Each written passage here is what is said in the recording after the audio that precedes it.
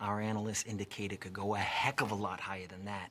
Your profit on a mere $6,000 investment would be upwards of $60,000. Jesus, that's my mortgage, man. This is a perfect sales technique. He's leading him in with confidence and credibility. He's talking about analysts, how the stock's gonna go up, talking over him, but he's saying a smooth technique. Everybody's paying attention to him right now because he's very crafty and smooth.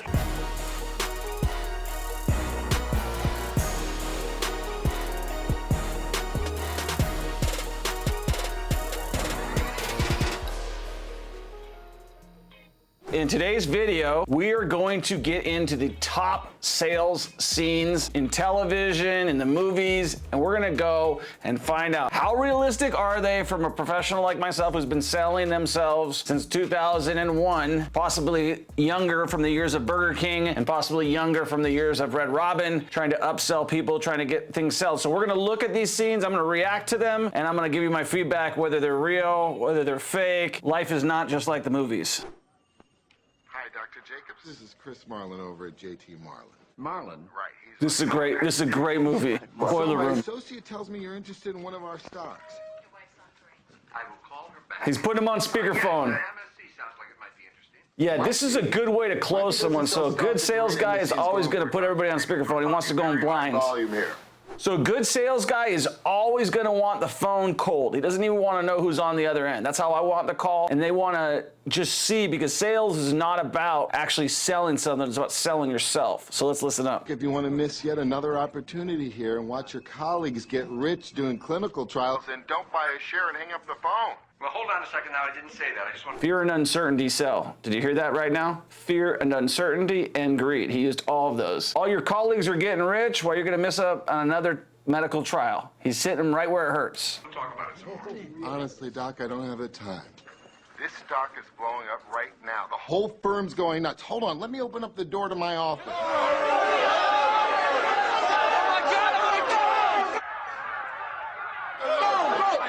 Now that would be called coercion or manipulation. It's not seen a lot in sales, but it's great for Hollywood. Now I have a million calls to make to a million other doctors who are already in the know. I can't walk you through this right now. I'm sorry.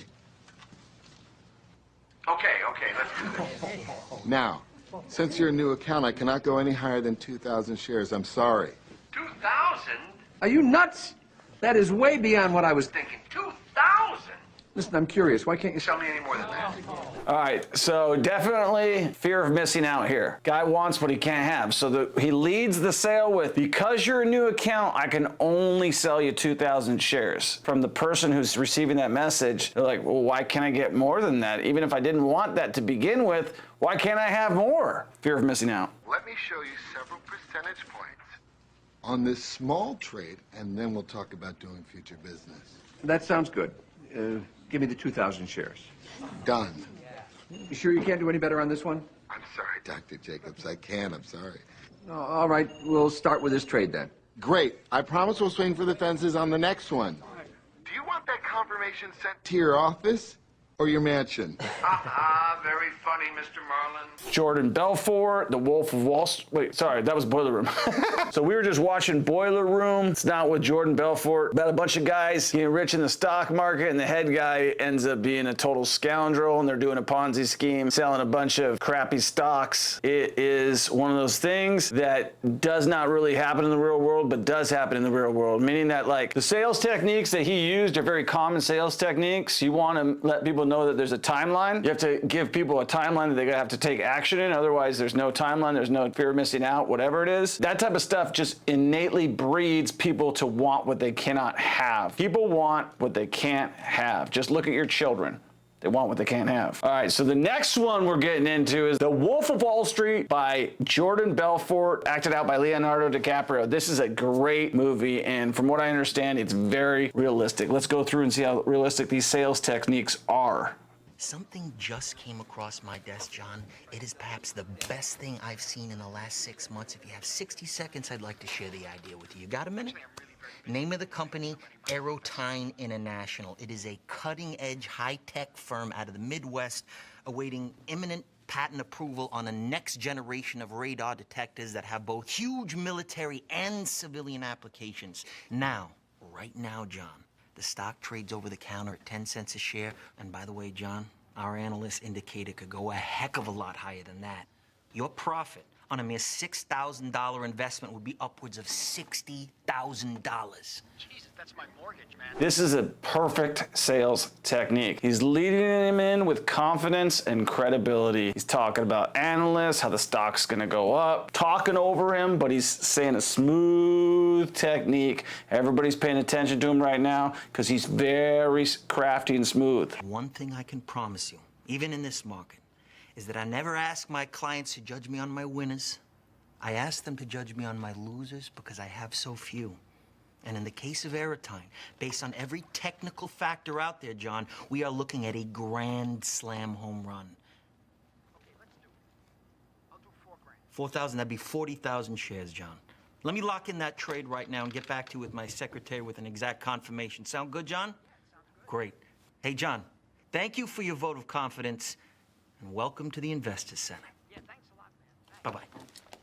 All right, so great movie. That's a very realistic scene. That is probably as realistic as it comes. Cold calling, building confidence very quickly over the phone, and especially when you're doing real estate sales, that's something that you're gonna need to do. You need to practice calling people out of the blue and building instant rapport with them. And in that movie, Leonardo DiCaprio demonstrates exactly how he does that, and everybody's looking at this guy like, wow, he's like a snake charmer. That's exactly what he is. He's a great salesman, and great salesmen tell great stories.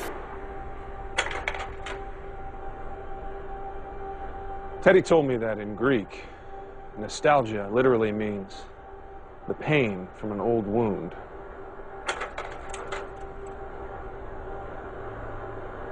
It's a twinge in your heart, far more powerful than memory alone. So this scene is totally Hollywood. It's a TV show, Mad Men. He's going through the meaning of nostalgia and why it's a great sales technique, but I don't think he's clearly delivering the message. This device isn't a spaceship. It's a time machine.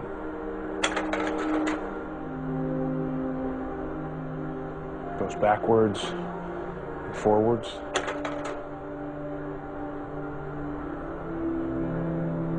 Takes us to a place where we ache to go again. He's trying to elicit emotion right now with his whole little song and dance. Emotion sells, so it's an overzealous demonstration, but emotion is a good sales technique. It lets us travel the way a child travels.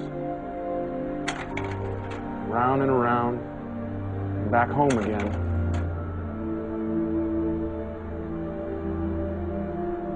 To a place where we know we are loved. So it looks in this scene that he's trying to identify the parallels in his life with the carousel of Kodak, and he licked some emotion. There's a lot of hidden meaning in this sales job right now.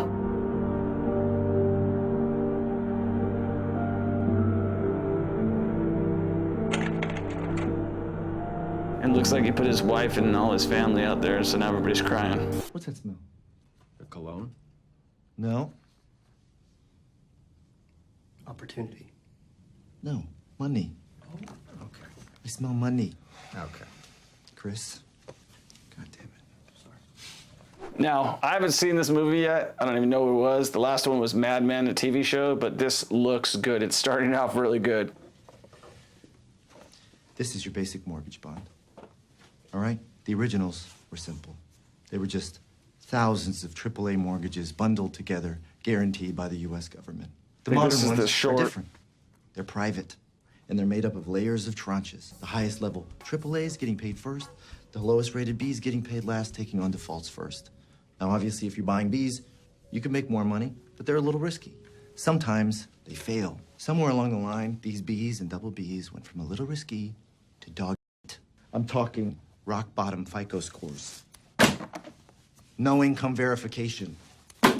All right, so he's making a good demonstration right now of how worthless this whatever is. So he's using a visual to throw it in the trash. Body language in sales is probably the most powerful tool that you can use. It's like insurance on the bond, and if it goes bust, you can make 10 to 1, even 20 to 1 return and it's already slowly going bust. 10 to 1. This is why I always say Wall Street's like a casino. They're talking about it right now. I believe this is The Big Short. You want me to really blow your mind? When the market deems a bond too risky to buy, what do you think we do with it? We just repackage it with a bunch of other shit that didn't sell and put it into a CDO. This is where we take a bunch of Bs, double Bs, and triple Bs that haven't sold, and we put them in a pile.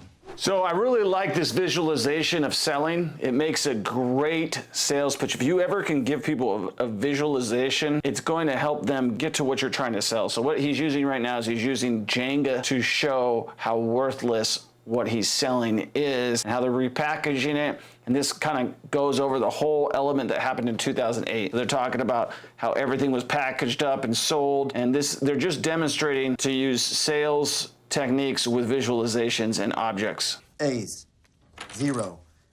B's, 0. Double B's, 0. Triple B's, 0. And then that happens. What is that? That's America's housing market. Thank you. Fucking hey, Jared. Shut your f***ing mouth. Cursing works well in sales as well. It's always a last resort, but if you have the right client, it'll work well. What do you do for a living, Charlie? I'm a history teacher, but I'm not interested. The only history that's worth a damn is the history we make today. You know who said that? I believe Henry Ford said that. Yes, he did, and he was right. Have you heard of Reimer Pharmaceutical? No.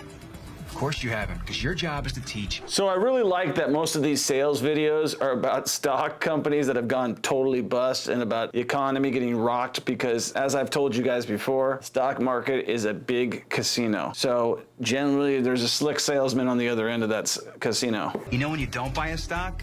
When your cab driver tells you about it.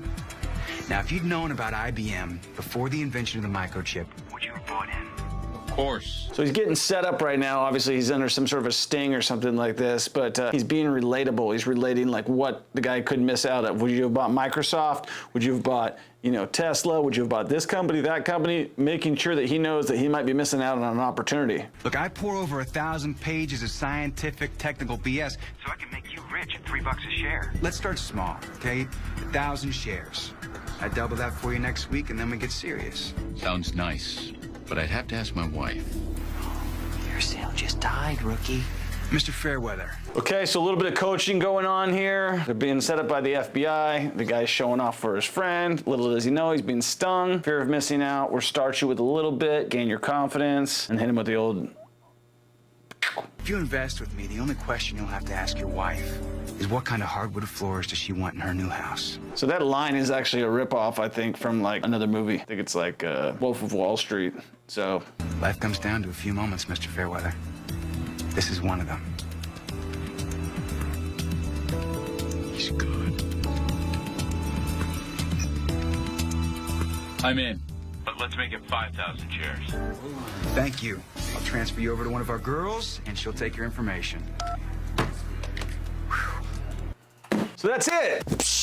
I just changed my shirt and turned my laptop into a phone. And now I'm back telling you we got a part 2 coming up. And if you haven't done so, if you liked that last video and you want to watch another reaction of mine to great sales tips and techniques, something that you need to understand, make sure you subscribe. Make sure you hit our notification button. Every time that you hit the subscribe button, there's a realtor that gets their wings and there's a house that gets flipped. So by you doing that simple step, you're more likely to get a deal because each subscribe on my channel gets another flipper their first deal. It's proven. Tune in next time. See you guys later. Peace.